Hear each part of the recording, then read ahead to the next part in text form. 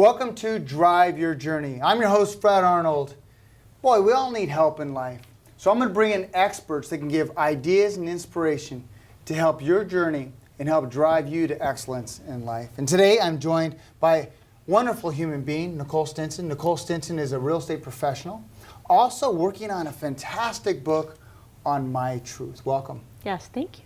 So tell me about the inspiration on My Truth and kind of what you learned in your journey in life. I just started documenting people's behavior and writing it down, talking to people about different subjects that are uncomfortable. And I noticed that people don't really mind talking about uncomfortable subjects as long as they're in a safe, non-judgmental space. Yeah.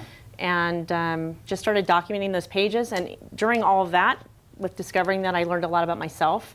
And it was a great time, but also not a great time, because learning about yourself, sometimes you run into things that you didn't know or don't like. And I had a very big life change with this project that I was doing that I didn't expect. Yeah. It's painful sometimes, right? Yes. To look within? Yes. But I think when you can look within, you can have your biggest breakthroughs. I think most of the time when we're doing things to people or saying things that aren't really nice to people, you're actually really just looking in the mirror and reflecting yourself. Yeah, it's kind of like, yes, when you see someone tapping their pen, it's because you tapped your pen. And it's mirroring, right? When something annoys you about what Yes. someone's doing, it's really in you. It's very much in you. Yeah. Yeah. No So doubt. sometimes when you're being annoyed, if you you stop and you go, that person is. Is X? Yes. It's all you. It makes you not be so angry and upset. Yeah. Let's talk about a topic I know you looked at, and that is being conscious. Being conscious. When I say conscious, what does that mean to you? Fully present, not distracted. Yeah. Aware. Very aware. Yeah. Yeah. And I think as parents, and you're raising 2 children. Yeah. Yes. And I was 4. You become unconscious, both in your relationships, in raising your kids, in your friendships. Tell me about some of the revelations you had or ahas you had on being a hardworking mom. God, so many aha moments. Unfortunately, a little bit too late. I was one of those people that, since I love what I do, I worked from very early in the morning until very late at night, and just thought the harder I worked and the more I could do for my kids and buy for my kids and take them places and have a nice house, that was what's important. But, fast forward 14 years or 15 years ahead, it's like you lose so much time with kids by doing that, and really none of that really stuff matters. Mm-hmm.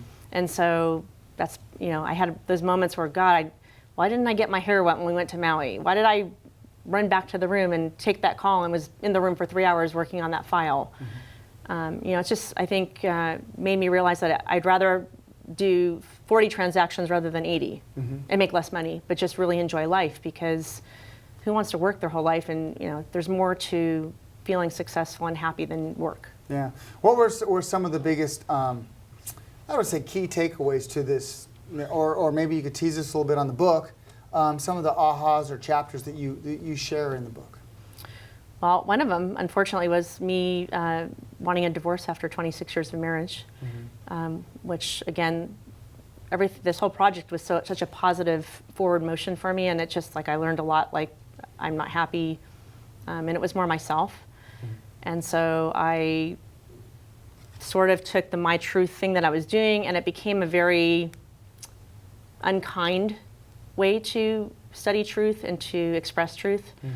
Because sometimes when you're so hell-bent on telling the truth and going against society and proving you're right, it's a very just an ugly way to do it. Yeah. So it doesn't always have to be that way. You can tell the truth, but you tell the same message, but with grace. Yeah, so it's all in style and delivery. Yeah, grace is important. Sometimes, oh my goodness. Sometimes when it's, I was talking to Alex earlier today, a friend of mine, and sometimes being honest isn't about what you verbally say. It's kind of how you feel and how you act, how you show up. Being honest. It's all style and delivery. You can say the same thing in a different way. Yeah, yeah. Yeah. I'd like to have you around. We're going to interview a few guests about My Truth. Awesome. Would you like to do that? I would love to. Great. Let's do that. We're going to jump to a quick break, and we'll be right back.